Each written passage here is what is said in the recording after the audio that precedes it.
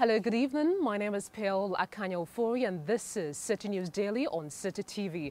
Our top stories this evening. The District Chief Executive for Upper Danquah West, the area where Captain Mahama was murdered, has been suspended by the President. Stay with us for the details on these stories.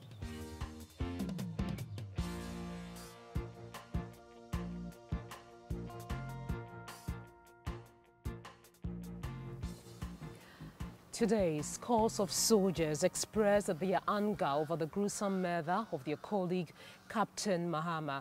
Well, Captain Mahama of the 5th Infantry Battalion was lynched and burnt by some angry residents at Danquah in the central region. Now, at the first meeting, which was convened at the Burma camp here in Accra, the soldiers charged the Chief of Defence Staff to allow them retaliate. Now, the Chief of Defence Staff, Lieutenant General Akanya, urged them to remain calm as the police investigates the matter. Citi News Daily's Franklin Bedi Jr. was at that meeting and reports.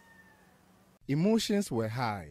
There was a general mood of vengeance in the atmosphere at Burma camp in Accra, where soldiers gathered to express their anger over the killing of one of their senior colleagues. The soldiers are angry and they want the latest incident used as an example. Some of the soldiers also called for a total boycott and discontinuation of all anti-lumbering and anti-galamsey operations currently being run by the army. The late Captain Mahama left behind a wife and 2 children. The support for his family members is also a cause of concern for the soldiers. The Chief of Defence Staff, Lieutenant General Akanya, had a tough job suppressing the anger within the army during the interaction. He called for cool heads and relied on a message from a retired senior member of the Ghana Armed Forces, former President J.J. Rawlings, to convince them not to engage in reprisal attacks. Let's stay with the story because the 7 suspects believed to be behind the killing of Captain Mahama have been remanded in police custody. The Cape Coast District Court 1, presided over by Her Lordship Rita Amwiniwa Edusa, granted a plea from the police prosecutor ASP Avonyo for the remand. A preliminary charge was read to the suspect and their plea was not taken. They have been remanded to reappear on the 19th of June this year. Well, let's stay with the story because we are picking up information that the District Chief Executive for Upper Danquah West, where Captain Mahama was murdered, has been suspended by the President. This was confirmed to Citi News Daily by the local government minister, Hajia Alima Mahama, and we'll keep you updated on this particular story. Let's stay with murder stories a while longer because the 2 suspects believed to be behind the killing of the former Member of Parliament for Ibuako North, that's JB Danquah, have been re-arraigned. The 2, Daniel Asiedu and Vincent Bosu, were re-arrested after they were discharged by a high court following a decision by the Attorney General to discontinue the trial.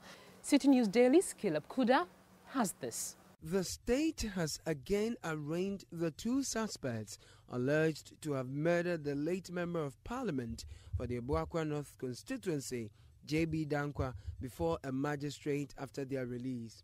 The 2, Daniel Asiedu and Vincent Bosu, were re-arrested after they were discharged by a high court following a decision by the AG to discontinue the trial. The decision was met with massive backlash from the public till the Attorney General Gloria Kufu clarified that the suspects will be re-arrested after investigations into the case reopened. The 2 were today charged with the same charges dropped some days ago by the High Court. The charges are murder and abetment of murder.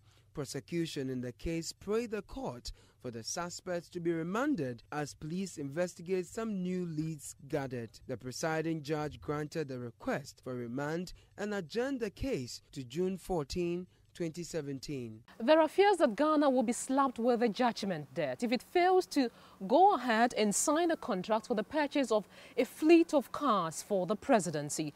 Documents cited by Citi News Daily reveal that the contract, which will cost the Ghanaian taxpayer over $9 million, was awarded by the erstwhile Mahama administration to Amalgamated Security Services Limited for the purchase of 43 vehicles for the presidency.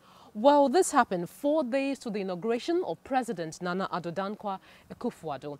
Now, the contract is in limbo following a recent moratorium placed on the purchase of new vehicles by the current president. It is unclear how much the state will have to pay under a judgment debt if the contract is abrogated following the ban on the purchase of new vehicles. So today, Citi FM launched its Citi Business Festival. A lot of government functionaries and business leaders gathered at that event. Well, one of the key persons who spoke there was the Chief Executive Officer of the Ghana Investment Promotion Center, that's Yofi Grant. And he's urging the private sector to actively participate in the Citi Business Festival due to the prospect it holds for them. According to him, the month-long event will provide a huge platform for the private sector to market their businesses. Now, the first in the series of the business fora will focus on how to enhance financial inclusion in Ghana. Now, the month-long event will end with a roundtable discussion on the real estate sector, which will happen on the 27th of June at the Alisa Hotel. That'll be all from me, Akanya Ofori, on Citi News Daily on Citi TV. From the crew here, we say thanks for watching. Second Image International admissions in progress. Courses available include hairdressing, beauty therapy and fashion. Call us 10243 331 999. Evening and weekend classes are also available.